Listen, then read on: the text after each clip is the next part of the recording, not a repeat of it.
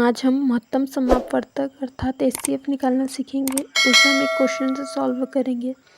तो पहले हम 6 और 20 का महत्तम समापवर्तक अर्थात एचसीएफ ज्ञात करेंगे। तो उसके लिए एक सीधी लाइन खींचेंगे और एक आड़ी। तो 6 2 से विभाजित होती है तो 2 से भाग देंगे तो 2 तिया 6, फिर 3 से भाग देंगे तो 3 एकम 3।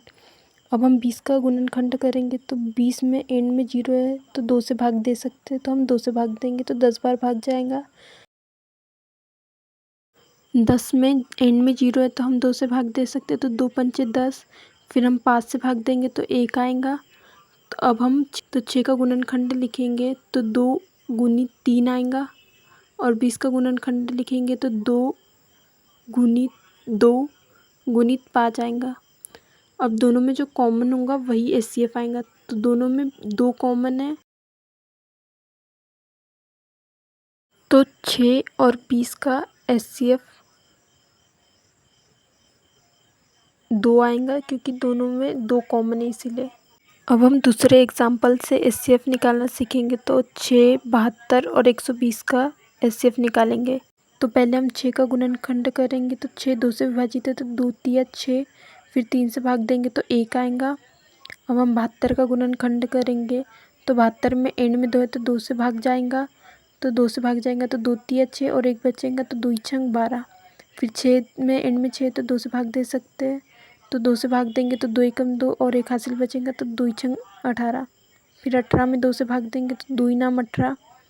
फिर 9 3 के पहाड़े में तो 3 से भाग देंगे तो 3 तिया 9, फिर 3 एकम 3। अब हम 120 का गुणनखंड करेंगे तो 120 में एंड में 0 है तो 2 से भाग देंगे तो 2 छंग 12 और 0 का 0। फिर 60 में फिर से 2 से भाग देंगे तो 2 तिया 6 और 0 का 0 आएगा। फिर एंड में 0 तो 2 से भाग दे सकते हैं, तो 2 एकम 2 और 1 हासिल का बचेगा तो 2 पंचे 10। फिर 15 में 3 से भाग दे सकते हैं क्योंकि 3 के पहाड़े में आता है, तो 3 पाँचे 15। फिर हम 5 से भाग देंगे तो 1 आएगा। अब हम इन संख्याओं का एचसीएफ ज्ञात करेंगे। तो पहले हम 6 के गुणनखंड लिखेंगे। तो 6 के गुणनखंड 2 और गुणित 3 है, और 72 के गुणनखंड 2 गुणित 2 गुणित 2 गुणित 3 है, और 120 के गुणनखंड 2 गुणित 2 गुणित 2 गुणित 3 गुणित 5 है। इसमें 2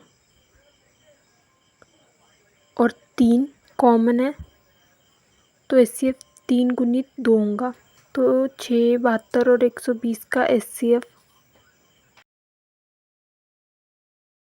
2 गुणित 3 होगा, 3 दूनी 6, अतः एचसीएफ 6 है।